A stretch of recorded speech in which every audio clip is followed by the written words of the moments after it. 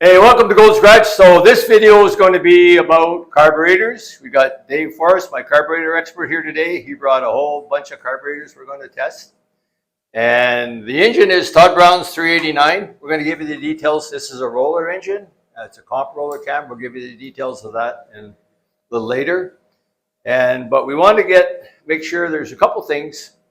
And I'll let Dave talk about it. There's the best carburetor on the dyno and there's the best carburetor on the street. So you might want to talk about that and choices that we have. And then we're going to do multiple dyno pulls with various carburetors and tell you what one works the best. Well, go ahead, Dave. So what we got strapped on the engine right now is a 670 Holley Street Avenger. It's a vacuum secondary. It's got an electric choke. It's a really nice street carburetor.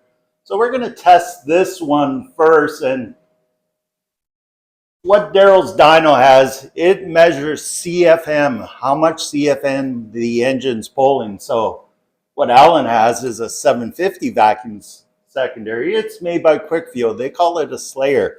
And what else I brought, these are one of my favorites. It's a Holley Brawler 650 double pumper mechanical secondary. So he's got a manual transmission in his GTO. So we're going to see how this one works, but I'm hoping the 670 Street Avenger does the job.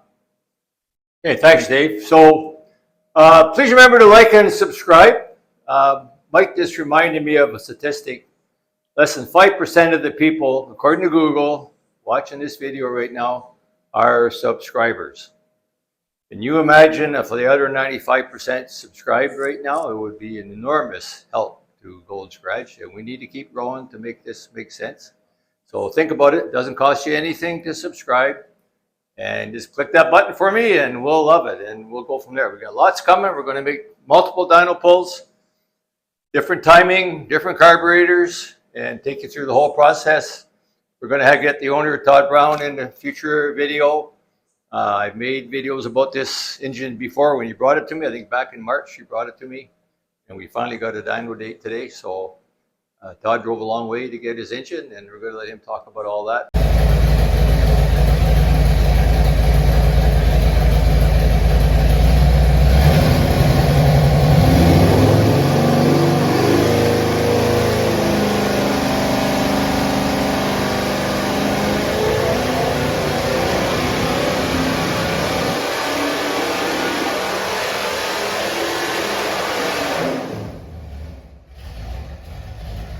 We made a couple pulls, and we haven't moved the timing carburetors the way we put it on. But on our printout, we're seeing that the front barrels are taking a lot more fuel than the back barrels. And I'll let Dave, he's my carburetor guy, he'll let you explain why that is and what he's going to do about it. So this is a vacuum secondary carb. It has the stock spring in the back, so it's a plain colored spring. So what I noticed on the graph on the dyno, the four barrels are just starting to crack open around 3,200 RPM, but below that, they're flowing zero fuel. So I put a lighter spring in, a purple spring. I put the purple spring, that's my favorite spring. You put the white or the yellow spring in, they're too loose, and these things will flop open and cause a bog. So the stock spring, I don't think it was quite enough. So we're going to try the purple spring and see if it starts flowing fuel a little bit quicker. This is going to open hopefully all the way at the red line. How high are we revving this, Alan? We went 52. We'll go more than that. We'll go 55 probably. Well, yeah, we'll go up to that. But right now they're only open 3/4 of the way. I hope this will open it all the way. Just a little bit lighter spring. This is the best thing about a vacuum secondary carb. We can change the spring tension, and if it's getting too much air or too much fuel, put a tighter spring in it. These are the best carburetor for the street.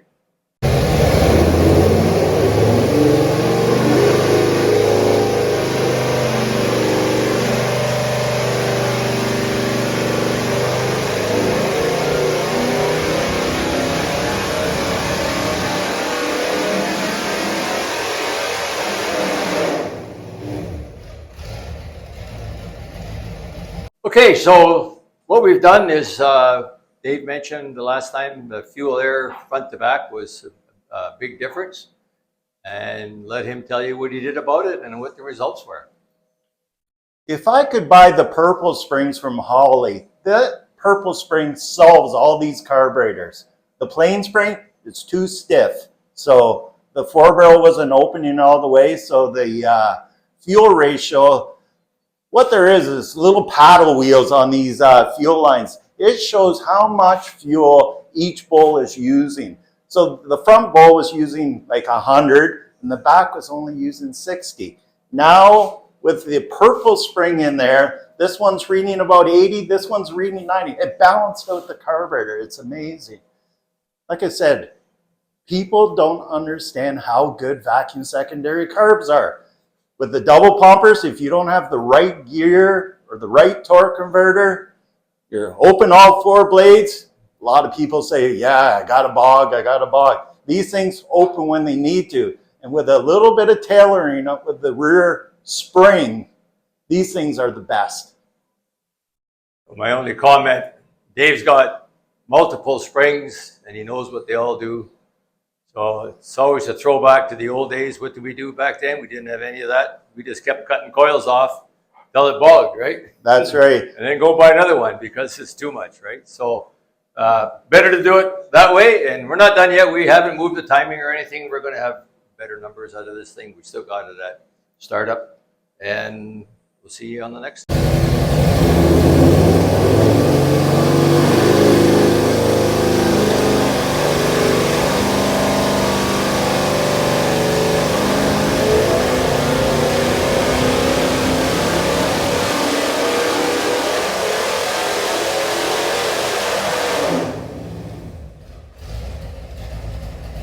Okay, we did make a pull at 38.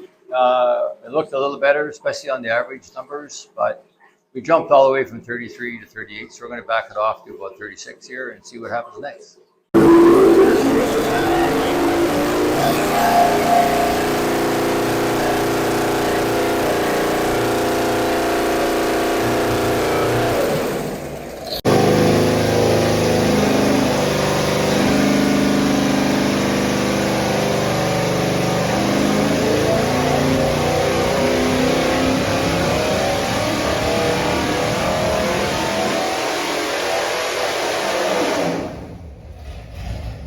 Okay, carb change time. This is the first carburetor we started with, and we're working our way up. We squeezed a little more power out of it that time. We're at 36 degrees of timing right now. We've been up to 40 and back down to 33.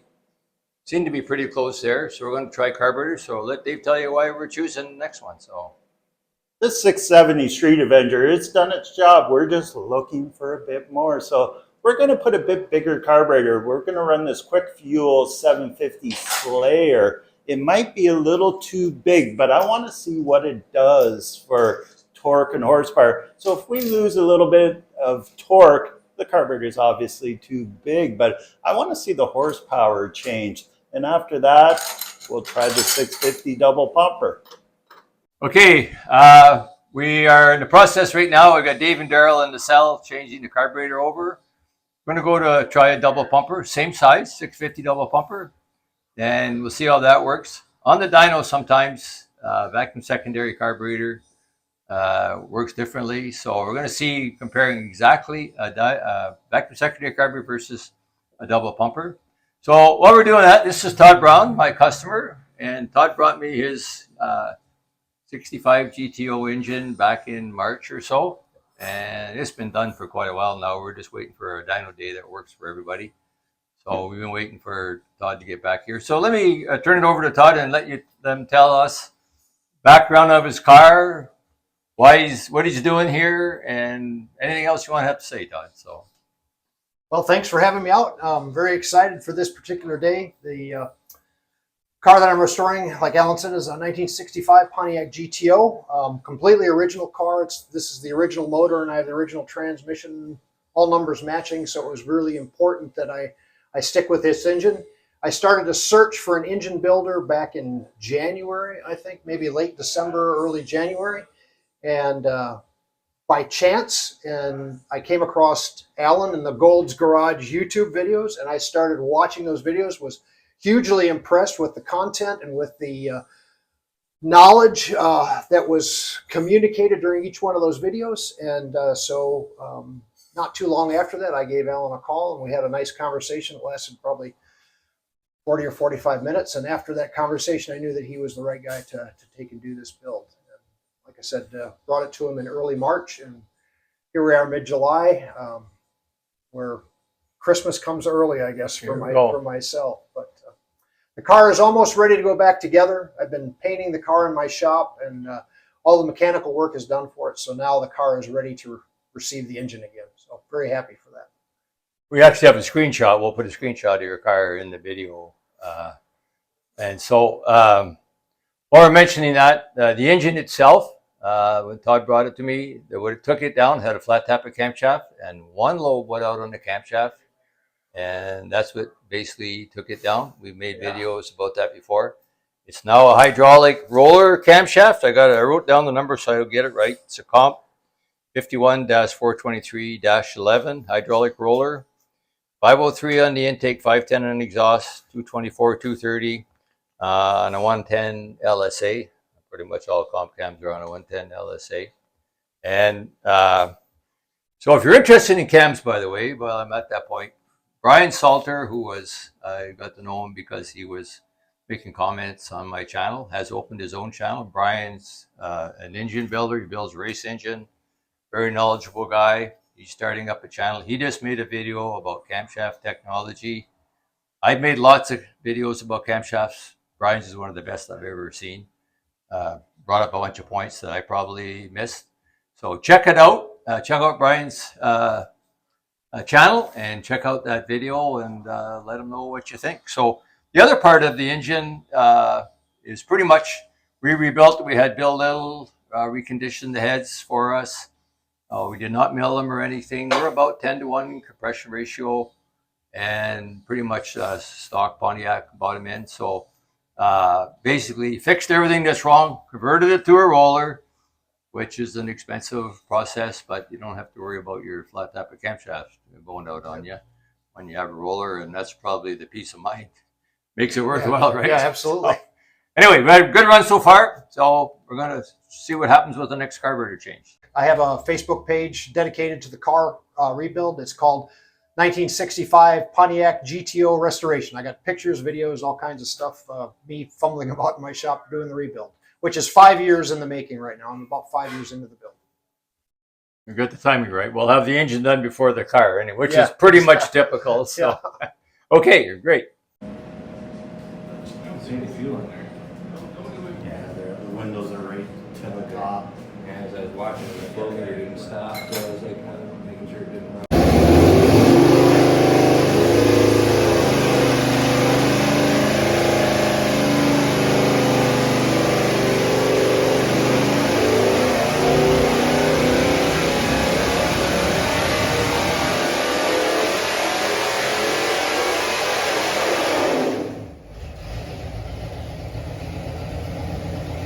So we're pleasantly surprised. Went from the 670 vacuum secondary to the 650 double pumper, and we gained everywhere. Average torque with the 670 was 394.5. Average torque for the 650 double pumper was 401.6. Average horsepower was 298.9. We're 304. Brake specific fuel consumption is almost identical, 0.477, 0.475. Volumetric efficiency went up from 96.1 to 102. So mixture-wise is exactly the same, but the airflow through the engine is a lot more. We gained almost 30 CFM going from the vacuum secondary to the double pumper. So far, the double pumper's winning. So. Okay, we told you this was about carburetor testing, so we think we're probably pretty close to where we want to be. We got a pretty good number on the last pull. But we are going to put the third carburetor on it, and we also got, after that, a spacer to try. So let Dave tell you what he's planning here. So, like we mentioned earlier, we put the 650 double pumper. It's a Brawler series. These are great carburetors. There's nothing wrong with them. Anyways, it made significant more. How much more horsepower did it make there? It's like 9 horsepower average. 9 average. And gained 30. Yeah, we gained 30 CFM.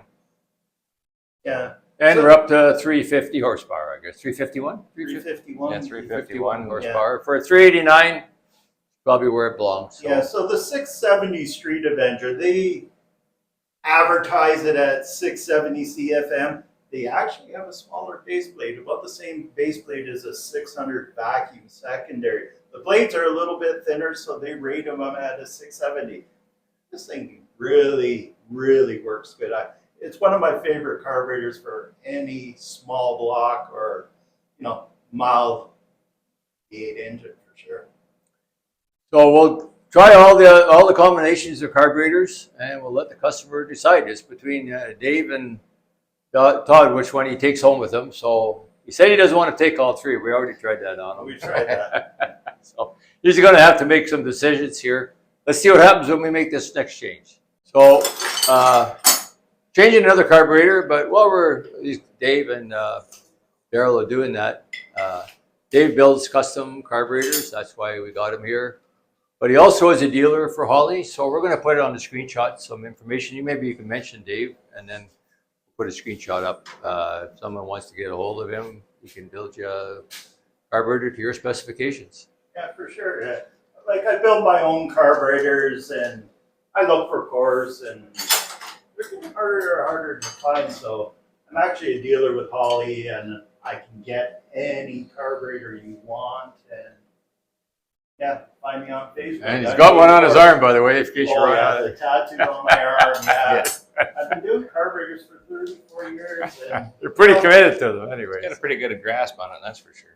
yeah, and that's the thing with the dyno. We're doing, 3 tests done, and Yep. you learn every time. Every engine's different. We're not right? guessing, that's for sure. A lot of people say they know how carburetors work and know how to build a carburetor, and just like everyone else, when I first met Dave, I'm like, okay, I've got another guy that says he knows what he's doing, and he built us a carburetor, and we put it on there, and it flowed way more air and fuel than what it was supposed to, and made way more horsepower. And after that, I'm like, this guy knows what he's talking about.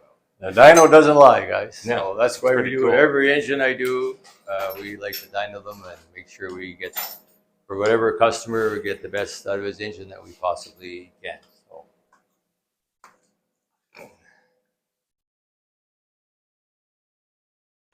This is a Quick Fuel 750 Slayer series. It's almost a copy of the original GM 3310 carburetor, except it's got a few great add-ons. They actually put a jet plate in the back. The old 3310s had a plate, so they weren't adjustable. These ones are adjustable. It's a copy of the 3310, but with all the improvements. So it's a good car. Let's try it out. Everybody's wondering what I'm doing. These come with electric choke on it, and they have to be powered by 12 volts to warm the coil inside here to pull the choke off. We're not doing that, so I just loosen these 3 screws, and you can turn the outer shell, and that manually opens the choke horn, or the choke flap on it, so we can get right to dyno and don't have to worry about that thing warming up. We'll call this the tip of the day. You might have seen me using this tool or one like it on some of the videos. We do this on every engine when we're getting it going. So first of all, if you got an engine with a miss and you don't know what cylinder it is, this might be a helpful tool. It's actually, I think the original reason they were made is to check the temperature of your roast in your oven, but they work on this job too. So we don't have the engine running now, but with the engine running at normal temperature, we can shoot, if you shoot in the same place under each header, right just below the header flange in the same place. Actually, you used to do that and record it. This is a little tricky because you got 2 cylinders that come together in the case of a Pontiac. But if you compare them, if you had a bad spark plug or a broken valve spring or something in the engine, in fact, if you go back to Joe Fernandez Pontiac that we had where he had a broken valve spring a few months ago, I said, Joe, get one of these, check your temperatures, and that's how he found where the miss was. So it's a good way to do that. We typically do that when we're warming the engine up, and we don't have any issues, so there's no need to do it more. But to make sure your cylinder temperature, typically with a header, usually you're going to be, once the engine's broken in with it idling hot, about 600 degrees each. but you're looking for a variation. If one's 600 and one's 200, you know that cylinder's probably not firing. So good way to find a miss and what cylinder's causing the problem for you. Hope you find that helpful.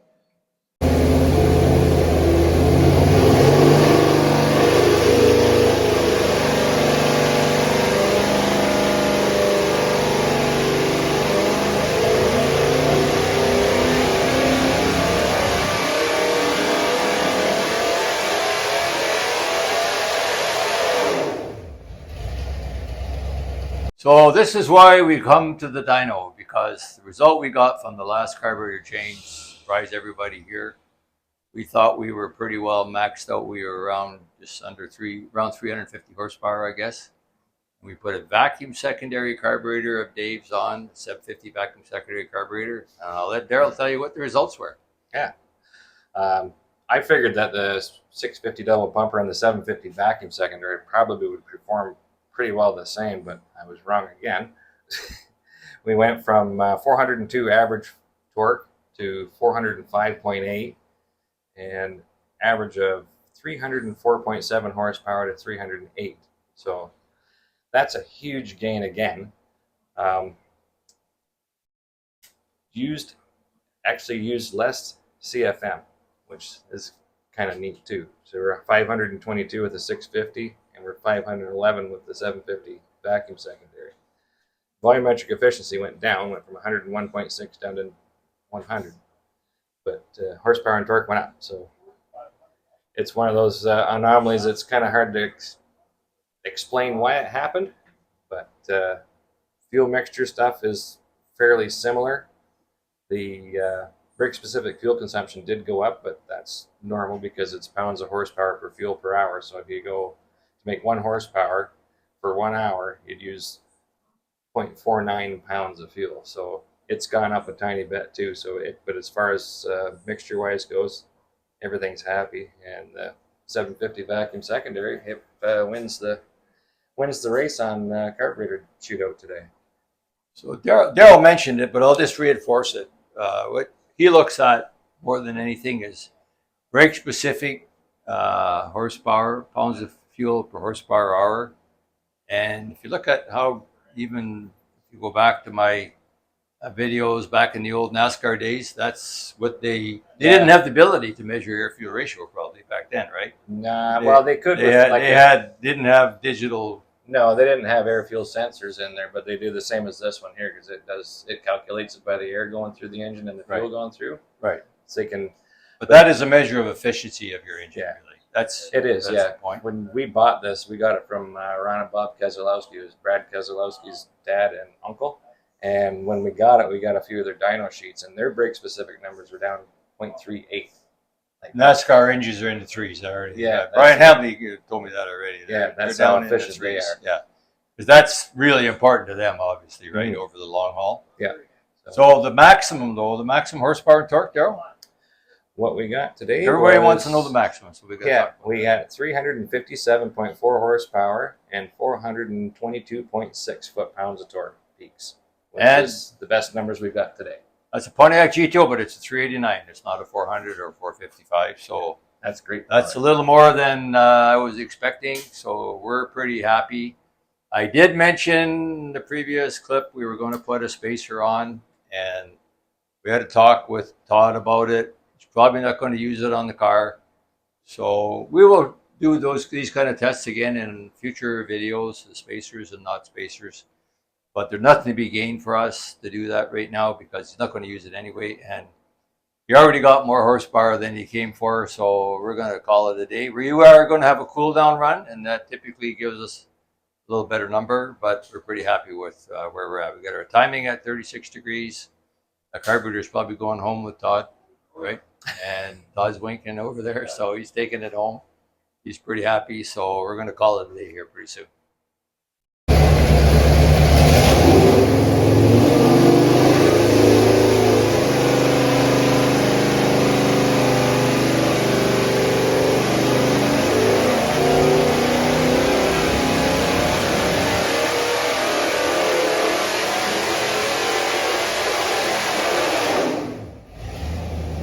Okay, we're going to wrap it up here. I'm going to have everybody on the panel give their piece here. But a couple things. First of all, some people have been complaining about my sound quality, and I apologize for that. We were working hard. I just ordered last week a new sound system with 4 microphones. What we're doing here today, only every second guy's got a microphone because we only have 2. We're doing our best with that, but look forward to improvement in that. So let's get that out of the way. So here's our new Gold Scratch baseball caps, and it's got the YouTube on the back.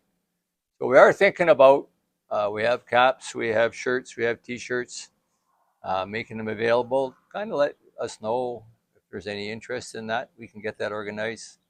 Alex is a great manager, and I'm going to second that to him if we decide to go with it. So we'll see how that works. And thank you all for the comments. You know, I've mentioned before, I'm learning from my subscribers, and I'm telling you, I'm not kidding. That there's so many guys that come in, and I don't want to start naming off. I have some favorites. There's a whole bunch of guys that tune in almost with every video, good technical information and experience, and I've learned a ton. And so if you're watching this video, don't just watch the video, look at the comments, because you got really smart guys commenting and adding to the value of the video. So that's worth a lot to me, and it should be worth a lot to you too. And I do my best.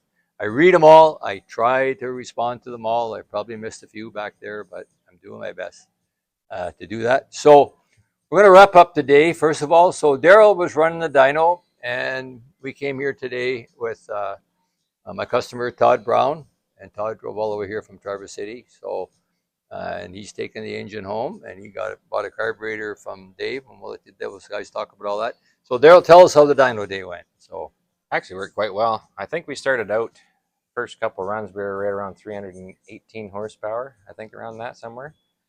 Can't remember the torque right off the top of my head, but after all the carburetor changes, and we did timing first. We started out low, which I always do. We make sure we started at 33 degrees timing. Went in to bump it up, went a little further than we thought we should, but we thought, well, we'll try it anyway. So we went to 38. Was too much timing. We noticed we lost torque.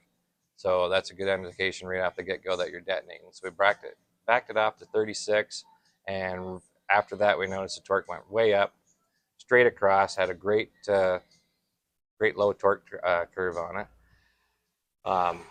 Then we started doing carburetor changes. Started out with the 670 vacuum secondary, then the 650 double pumper, and then the 750 vacuum secondary. And I was pleasantly surprised at the vacuum secondary, the 750, as how well it worked. Very good carburetors, all of them. And for this particular application, the 750 vacuum secondary was the best one for this engine for sure. But other than that, yeah, the engine ran flawless all the way through there. Lots of oil pressure. I think it's going to, and the torque on the thing is going to be fantastic. It's got a manual transmission, so you're going to be doing a lot of short shifting on that thing, because I've figured about 4,200 shift, and it's just that torque's going to just pull. It's going to be fantastic. It's going to be a fun ride. Nice. okay, let Dave sum up his carburetor. He brought 3 carburetors. We didn't do the spacer once again. I already mentioned that. We'll get that in the next video. Go ahead, Dave. Nothing better than a dyno testing carburetors. You know, we change carburetors on the street all the time. We go for a drive and we think it's better, but we never know for sure. So we do it on the dyno, and fun test. So we started with a 670 Street Avenger. They're a great street carburetor, great for a small block, not bad for the 389. It ran really, really good actually with that carburetor. I did one minor change. It had the stock spring in the back. I put a purple spring. That's the favorite one. If I could order just purple springs, they all come with the yellow and the white and the black and brown, but the purple spring straightens these carburetors out. The fuel flow was perfect. So then we went to the next carburetor, my favorite, a 650 double pumper. They work great on almost any engine. Yep, it picked up great. It ran great. So I brought a third carburetor, a 750 vacuum secondary. It's made by Quick Fuel. They call it the Slayer carburetor. It has a lot of neat features. On the first carburetor, I took a lid off and I changed the spring on the vacuum secondary. This one has an orifice, so you can turn the screw back and forth and tune the vacuum secondary. It's like an idle mixture screw. It's like an idle mixture screw, and it regulates how much vacuum is pulling to open it. Well, that thing was perfect out of the box, and like Darrell said, we were pleasantly surprised with this carburetor. It was perfect. Everything was perfect. I'm really surprised that a 750 vacuum secondary kicked the 650 double pumper in the butt. So selecting a carburetor for the street, I always recommend vacuum secondaries because a lot of people aren't running 410 or 456 gears in their car, or some people do, but they're not a great street car. So in order to run a double pumper, you need at least a 3,000 to 3,500 stall. So guys running a double pumper with a stock converter, I get the complaint all the time. I floor it from a dead stop. The thing will stall, bog, pop out the carburetor. I always like vacuum secondaries on the street, so that's what I like to select. And today we proved that the 750 vacuum was smoother through the transition. We could hear it on the dyno around 4,500. Everything sounded so much crisper. Yeah. You're an awesome animator, Dave, I'll tell you. I feel like I'm inside the engine here listening to you. Right. Oh.